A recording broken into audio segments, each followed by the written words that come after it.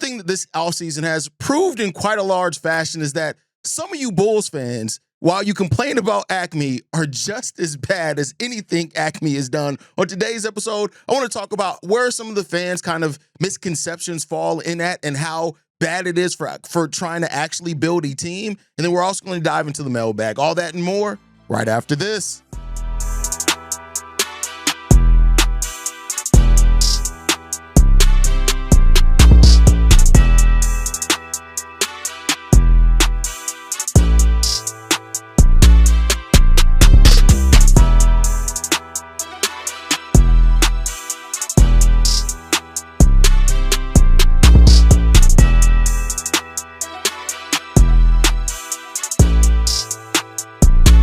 What's going on, Bulls fans? Welcome to another episode of Chicago Bulls Central, your number one spot for everything Chicago Bulls related. I'm the host there, Haize, but more importantly, you guys can follow the channel at Bulls Central Pod on every social media platform we happen to be on. With that said, let's go ahead and get into this content for today, y'all. And I've been thinking about this, right? And thinking about the way that I want to present and have this conversation. And it gets to a point that I think Bulls fans have lost the plot. Right now, I have said that also Acme has lost the plot in some way. So this is no way in saying that Acme is more right and Bulls fans are more wrong. No, I think we're all sitting in the muck. And I think that goes to a place of when you aren't confident in your team's direction, it breeds a lot of questions about everything, right? And I think there's a couple of things here. One, Bulls fans and this is the thing that I want to attack first and foremost, is that Bulls fans who have the conversations like, and anytime a trade comes up, why aren't we trading Patrick Williams instead? Like, do you understand the point of trading? I really, really need a lot of Bulls fans to kind of get this together. Is that, yes, Patrick Williams is a bad contract. And it's bad not because of the value of the contract, but because of the performance of the player. I would go on so far to say this, that you could move a bad contract if the performance of the player was still solid, but just not living up to the contract. It's very hard to move a player and not have to include an asset and definitely not getting anything back of note in a move where the player's performance is bad, right? So that's the first thing. Anytime anything with a move comes up and somebody's like, oh my God, but we can do this, but not move Patrick Williams? Like, do you understand how bad of a thinking that is? And even more so, like people who say, you didn't do this with Patrick Williams. You now want to negotiate. Do you want the Bulls to actually negotiate or not? And we're going to get into the flip side of this argument. Like, the Bulls made a bad deal with Patrick Williams. There's nothing, in no way, that you can now undo that deal. You can't. It's not going to happen. So now in this world where everything is like, oh, but you didn't do this with P. Will, it's done. It's in the books. It's over with. It's going to happen. Either they can learn from it or not. That means if they did learn from it and they start negotiating more consistently, we're not going to keep going back to, oh, but you didn't do this with P. Will. Okay, do you want them to start doing it or not? Right? It's just those little type of things. On top of that, I want to go into, like, recently it came out that Coby White could be asking for upwards of $30 million. Bulls fans are like, oh, just let him walk if he wants that much. You have a team with a completely clear cap sheet. I get it. The Zach LaVine, DeMar DeRozan, the lack of mobility we had money-wise was absolutely terrible. But it seems like some Bulls fans have not updated their bullet points, their talking points from that point in time. This is not Coby White getting $30 million is nothing near Zach LaVine getting a 30% of the salary cap. It's nothing near that. It's not even remotely close to 30% of the salary cap. On top of that, Zach LaVine got that money at a time where we had no flexibility. People forget we didn't have cap space when we signed DeMar DeRozan. We didn't have the cap space. We didn't have the cap space when we got Alex. We had no cap space at all. We had to maneuver that between exceptions and signing trades and those type of things, which is why we gave up assets.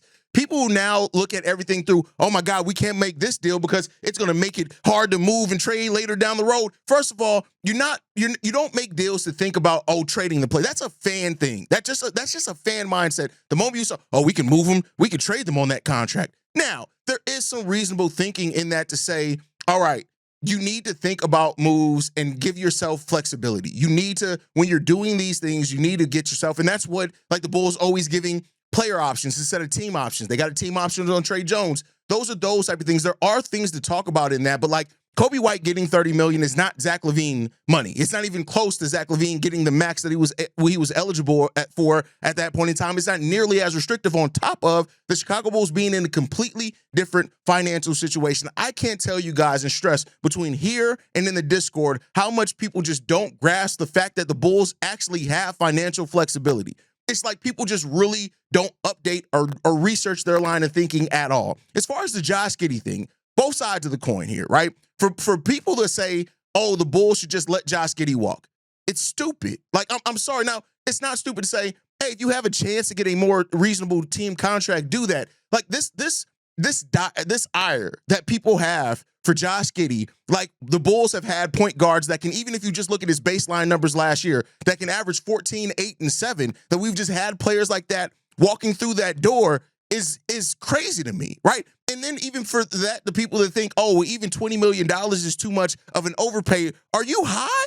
Like real talk, are you high? Now, this is one of those episodes, and I got to give it, like, shout out to the people on Reddit that were like, oh my God, CEO Haize and the way that he roasts listeners sometimes is going to stop him from mainstream success.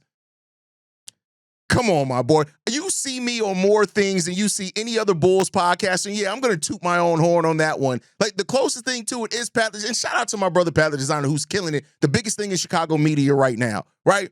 But like regardless of that, and here's the thing: I've never been afraid to say when some shit is stupid, even with myself. Some stuff I look back on and it was stupid. Like I believed in Javon Carter. Right now, not that I said that to knock Coby White. If you go back and look at the time, because I already know people are gonna, but what about Haize and Javon? Yeah, I got it wrong on Javon Carter. I believed the hype at that point. Well, not necessarily the hype, but I looked at what he did in the margins and thought that the Bulls were gonna be able to improve in the margins. I say that to say we all get it wrong, right? We all get it wrong. At the end of the day, like, this thing that Bulls fans have, and I'm talking about a very small community. This is not all Bulls fans, but a very small community. In the fact that people think that they're legitimately, and I've had conversations with these people that think you should let everybody walk if you don't view them as a star level player. That's dumb. And at this point, too, the people that are ready to let everybody walk and say, oh my, you should want a player to develop in some type of structure. One of the stupidest things that I hear is people saying, oh, you can't pay Coby. He'd be the third best scorer on another team. Okay. And where are the Bulls at as a team? So, and I think a lot of this is rooted as well that people just do not like to admit or come to the realization that this Bulls team is not going to tank. You can come up with all the reasons why. You can come up with all the valid reasons of why the Bulls should tank, the increase in draft picks, whatever else you want to. This team is not going to tank. There's no covert tank coming. It's none of that. The Bulls team is not going to tank. So this isn't a conversation on will they or won't they, should they or shouldn't they. The fact of the matter is the Bulls have told us with their actions, they've told us with their words, they've said it in the moves that they've made. This is not a team that is going to tank to get a better draft pick. They're not going to do it. So again, this is eliminating the should we or could we or any of that conversation. The fact of the matter is they're not going to do it. They've shown they're not going to do it. The idea of letting talent walk, regardless of how you see that talent, letting talent walk for a team that needs talent and that you should want your players to develop in something like, and that's one of the things I think is stupid too, that people will say, oh, well, P. Will couldn't develop because we had Zach LaVine and DeMar DeRozan on the team.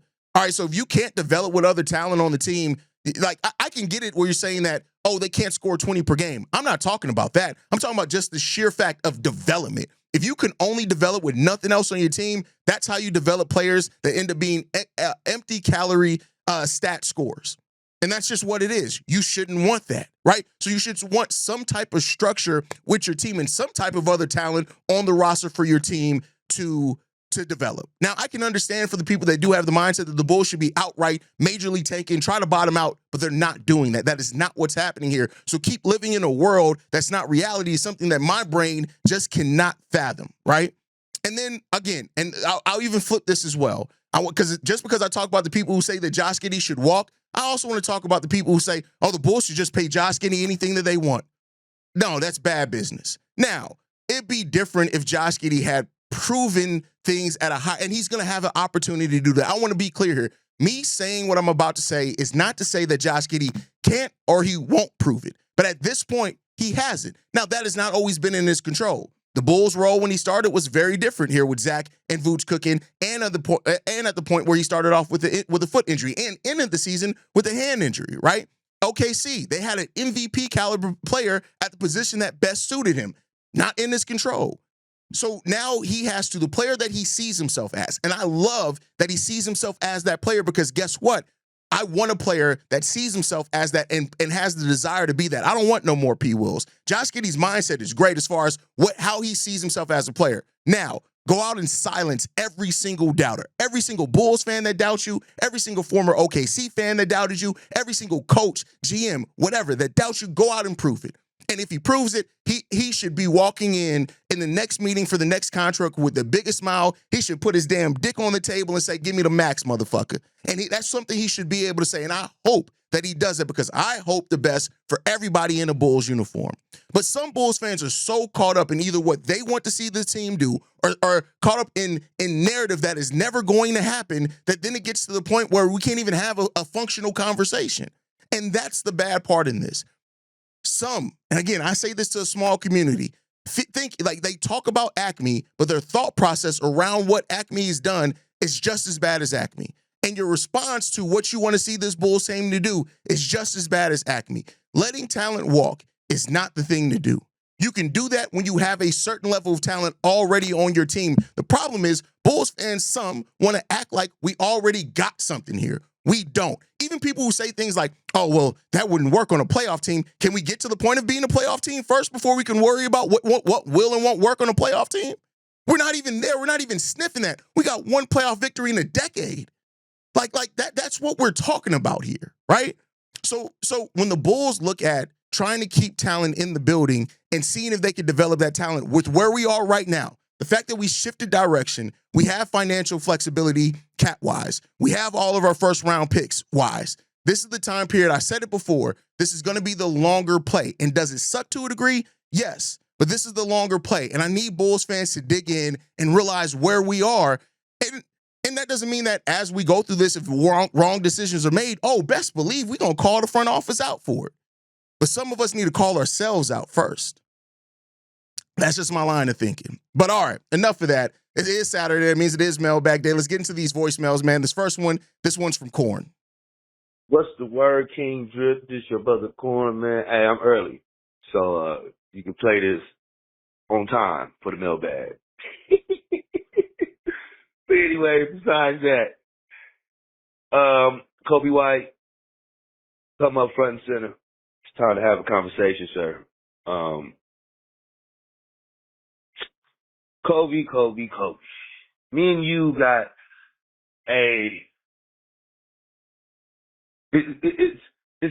it's morally me that I don't trust him enough, but now I'm starting to get the trust back a little bit because I'm starting to want to believe. So I'm going to wheel myself for this one.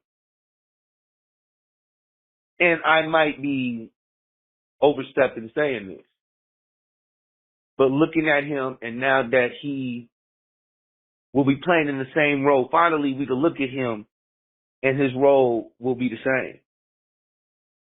I want him to step up like a Jalen Brunson.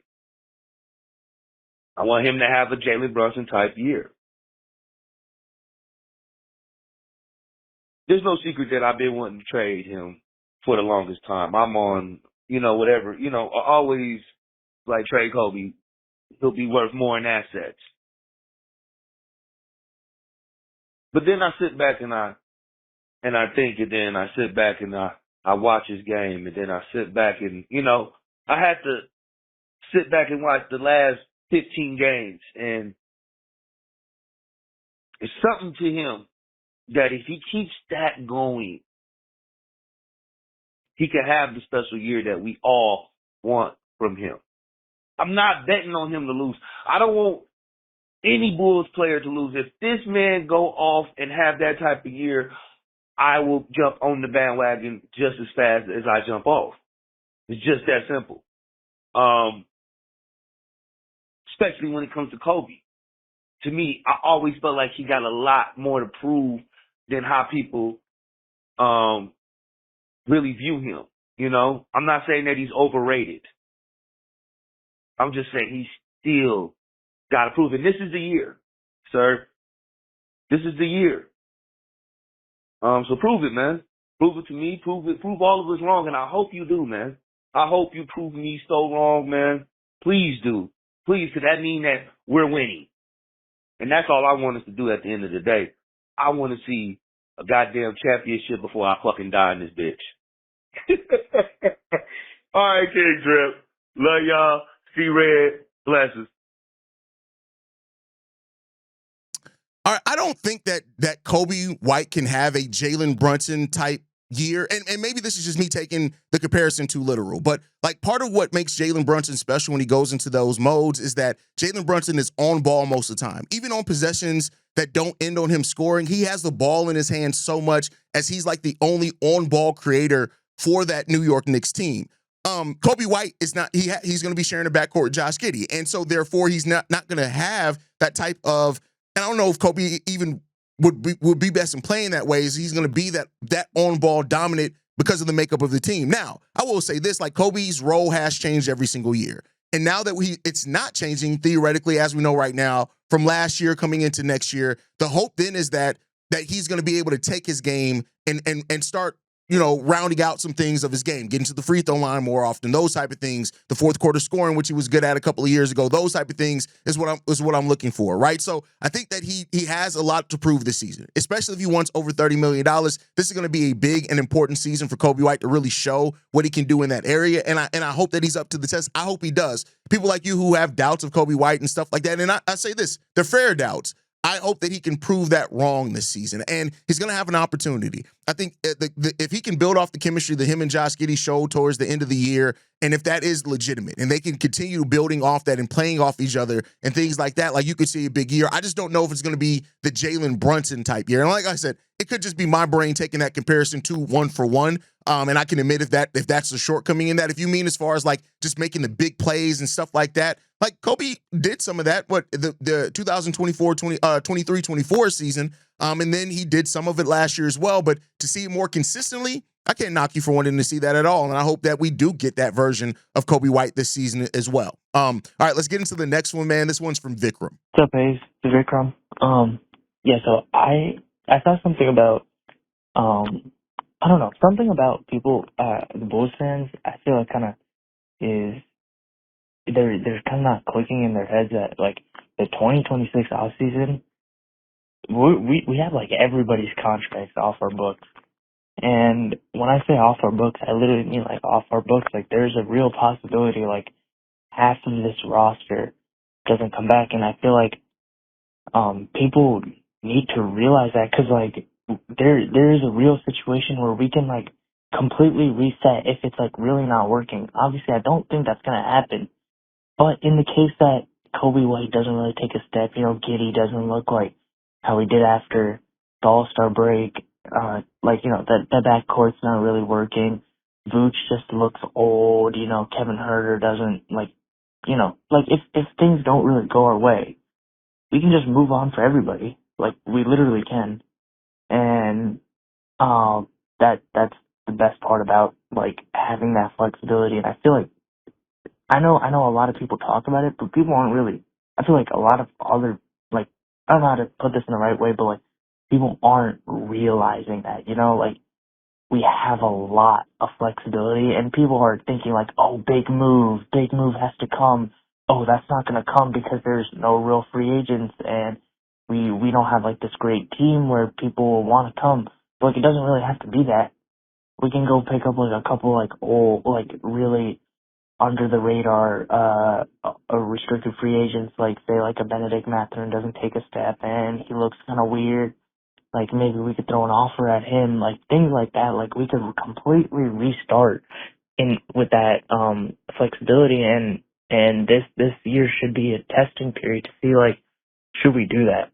Now, that puts a lot of faith in AK, and I don't really know if I have that faith that he's not just going to double down. Like, at the end of the day, he's probably just going to double down on whatever he does, because that's just how he's been. But, yeah, if we don't really have what looks to be like a bright future this this coming season. I think that the next off season could be like the time where we reset, maybe move off Coby White and or Io, and run it with like Giddey and Modest and like some younger guys like Dale and Terry and stuff. Yeah, just let me know what you think. The summer of 2026 does offer the Bulls a pivot point, right? I did an episode on that where it's a pivot point. I think so many people hear that the Bulls have flexibility, like, oh, bet who we're signing, who we're doing this, like, oh, what big free agent we're going to get. And I love that you pointed out, like, they could throw big money at somebody like Ben Mathurin, who's going to be a restricted free agent, which is actually it could be a pretty good target for the Bulls that I didn't even think about. I haven't really looked into that free agency too deeply. I'm going to wait till we get through the season and see kind of all the extensions and stuff that happen. But that's a good one. But I do think that the Bulls are in a place where, based on how many contracts they have coming off the books next year, they can do one of two things. They can either try to make moves to supplement the talent that they have here, meaning bringing in skill sets that are better to kind of bring out or overcome some of the shortcomings of the roster, or they can completely shift the direction of the roster and style of the roster. Whereas you have, both Giddey and Coby as both really heavy on-ball players. Maybe you want to go out and get somebody who's better off ball, right? Or those type of things. You want to prioritize more defense next to Coby or Josh Giddey. Like, you have that opportunity to do that. So that flexibility is really key in this to really completely change kind of the makeup of your roster. Now, the direction that comes through how good those pieces fit together and how much you can win. But the summer of 2026 really is an inflection or a pivot point for the Bulls to really kind of decide a lot of what this next make that they're having, this next phase with all the first round picks that they have, and going to a more fast paced style, a more modern style of basketball where you take threes and stuff like that. Like, they can solidify that vision. It's not always about signing the biggest name free agent or anything like that. I think if you go back to even the summer where the Bulls missed out on like Dwayne and LeBron and those guys, like them getting Ronnie Brewer, Kyle Korver, CJ Watson, Carlos Boozer, who Booz had two really, really, people talk about Booz as if his whole time here was bad. Booz had like 2 or 3 really good seasons for the Chicago Bulls and then tailed off towards the end of that. So like, it could be one of those things where, and keep in mind, people didn't look at the Bulls offseason as great, and then they turn around and were the best team in the East, right? Like, and I'm not saying that that's necessarily coming for the Bulls, but I'm saying that that ability to really add a ton of depth is a chance to really add some of what your team needs, and then your ceiling can raise. And so I think that you're right there. They have a huge opportunity to pivot in the summer of 2026. We just got to see if they're going to take advantage of it, which causes some people some stress when it comes down to it. All right, let's get into the next one, man. This next voicemail, this one's from Shay. What's up, Haize? This is Shay. Look, I'm not buying that there's no trade market for Nikola Vucevic because look, when you're a guy, whether you be as old as Al Horford, when you give somebody, just say 12 and 10, especially a team like the Golden State Warriors, that can help out a lot, especially when you look at teams who don't have a dominant inside presence, such as the Golden State Warriors and the Indiana Pacers. I think that AK is just trying to set his standards a little bit too high. And that's what I believe is steering people away from it. Now, I do believe that they're also trying to lowball the Bulls, but I don't believe that there's not a trade market out there for Nikola Vucevic, especially, let's face it, like we all say, 17-10 or 17-11 is hard to come by, especially when your team is not great at rebounding either. Trust me, a team like Boston, Golden State, especially after seeing how they got their ass mollywopped by the Indiana Pacers, and a team like, what am I talking, Indiana Pacers, or the Minnesota Timberwolves, and the Indiana Pacers, who just lost Miles Turner. Trust me, inside presence and consistent rebounding, you're going to want that, regardless of how old this guy is. Not to mention, he is a consistent scorer, and you look at teams like Indiana and Golden State, they do need that because, let's face it, Jimmy Butler's a good scorer, but outside of him and Stephen Curry, there's nobody who's going to give you a consistent 20. With Tyrese Halliburton going down, besides Pascal Siakam and maybe Ben Macklemore. What am I? Mathurin?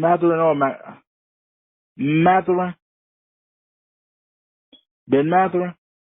Who's going to get them a consistent 20?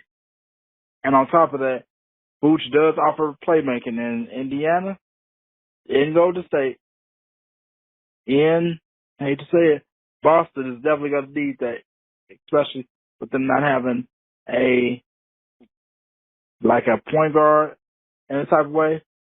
I mean, although Steph Curry is a great playmaker, Draymond Green is a playmaker on the Golden State Warriors, but you need somebody to take that off of them in some kind of way. So basically, this voicemail is to say Vucevic does offer a lot of things that people want and need besides his bad defense, which could be covered up for. I think that AK is just setting his. First of all, Shay, Ben McLemore, like, bro, what is wrong with you, Shay? Like, this is why I say, Shay, sometimes you be rushing through stuff and you got nothing but time, my boy. But here's the thing. I wouldn't say that for sure Vooch has a market. I mean, look at Russell Westbrook, for example, right? Like, he's a player that can still absolutely do some positive things, but it's kind of situational. I think that's what we're running into with Vooch. The fact that teams know he's expiring, I think, is why you see the biggest knock on the market. It's not just because of the defense or anything like that, or even the contract. I think it's really because teams know why give up assets unless it's just expiring contracts if you know that you have a chance to sign Vooch in the offseason as an unrestricted free agent. And, that's why I've said and have my theory that I do think the Bulls could extend Vooch if he's willing to do so, because then on a more reasonable contract, and then he's more movable in the offseason. So I think that that's something that could happen. I think the Bulls asking price definitely, I think, has played a part in it as well. I'm not going to act like that's not part of it too, but I think the fact that he's unrestricted and those type of things, that plays a big role in it as well, Shay. And we'll see what happens with Vooch. Vooch is still a very talented player. I think what he does well, he's going to do well for another handful of years. I can see Vooch playing for another 3-4 years easily, right, with what he's able to do. And I think that's something we're going to have to see how that develops for him, and we'll be here to watch. All right, let's get into the last voicemail for today, man. This one's from Ace. What's up, Haize? This is Ace calling in. It's been a while, so I checked in. I wanted to talk about a few different things, just a few things I noticed after last season going into this season, and just wanted to get everybody's thoughts on it. The first thing I want to bring up is that Zach Collins, how underrated he is. If you go back and watch those games where Zach Collins actually started when Vooch was hurt, the guy was putting up some hellified numbers. I mean, he was incredible. And it was actually against some pretty good defenders.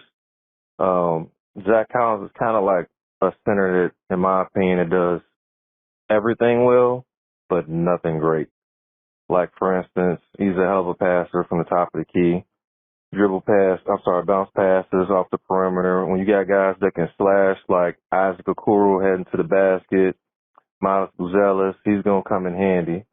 I just think that Zach Collins, in my opinion, will be a better starter than Nikola Vucevic. He's a better shot blocker. Like I said, he slides his feet a little bit better. And I know we're paying Vooch, but at the end of the day, we're paying Patrick Williams. So I think it might be about time to fly Vooch to the bench, let him be the first guy off, and let him just dominate the second unit. And let Zach Collins, let him be the starting center. It's about time. Next thing I wanted to talk about was Isaac Okoro. A lot of people are saying that maybe Io started the 3 or this, that, and the third. I get it. I like Io DeSumo. He's dope. But at the end of the day, Isaac Okoro is a great point of attack defender. He locked down some of the best point guards and shooting guards in the league last year.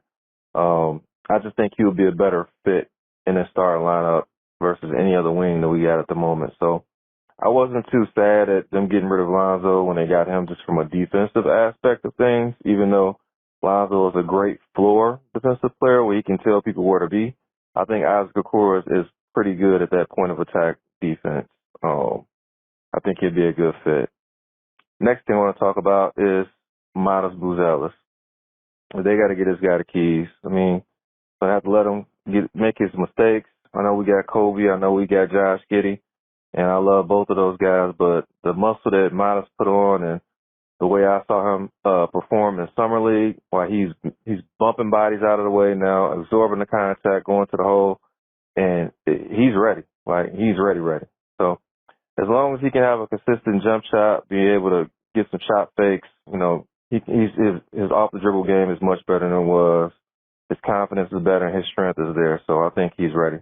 They need to go ahead and pay Josh Giddey.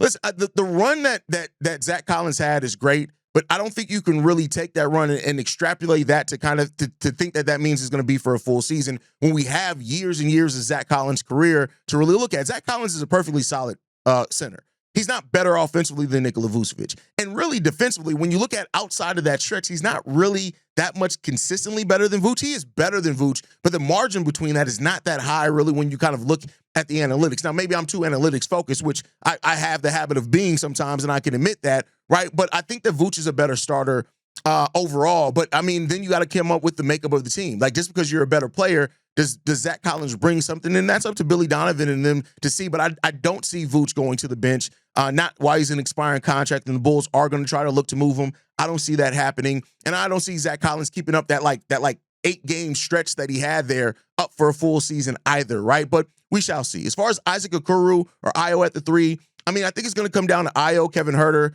and Isaac Okoro. I've said before that I think the Bulls are going to give a chance to the starting 5 that they finished last year on, considering all the margins and things with that starting 5. I think they're going to want to give that another chance, but that's not to say that Isaac Okoro can't win it if he comes in training camp, fits in, those type of things. And I think it really comes down to who brings what you need, right? Do you value more the point of attack, which Io's a solid point of attack defender as well, but like, do you value that, and you want Io's ability to create and transition and things like that coming off the bench? It really comes down to balancing. That's why the rotations are going to be really fun to watch how Billy Donovan and his coaching staff come up with rotations next year. I'm really excited to see that. As far as Modest is not ready to take the keys. He's not ready for the keys yet. He does not create his own. The majority of his shots were assisted, meaning that he didn't create his own shot yet. He didn't shoot the ball the best. Everything was either at the rim or at the three-point line. He has to show that he can, on the NBA level, create his own shot as well as be a playmaker. He's not ready for the keys yet. And that's just my personal opinion. I think a lot of people are ready to give Modest the keys, and he's not ready yet. Now, he could show it this season. I think building off of what he did last year, there's a huge opportunity for that. But you don't want to give the keys too soon. And it would be too soon for Modest. He's too raw in too many areas of his game for him to get the keys to a team quite yet as far as on the basketball court. He has the keys to the Bulls social media and the marketing and all that. But as far as on the court basketball, he got quite a bit that he needs to prove before he's ready for that, at least in my opinion. But you guys can let me know how you feel down below. That's my time for today, guys. Make sure you guys are following us at Bulls Central Pod. You can send us any feedback, questions, comments, concerns. bullcentralpod@gmail.com. Lastly, if you want to leave a text message and our voicemail for the mailbag, the number to do so, 773-270-2799. We are the #1 spot for everything Chicago Bulls related, but that is thanks to you, lovely and beautiful people. And like we like to end every episode on, go Bulls. Love you guys. See you right if you can, y'all. Peace. This has been a presentation of the Break Media.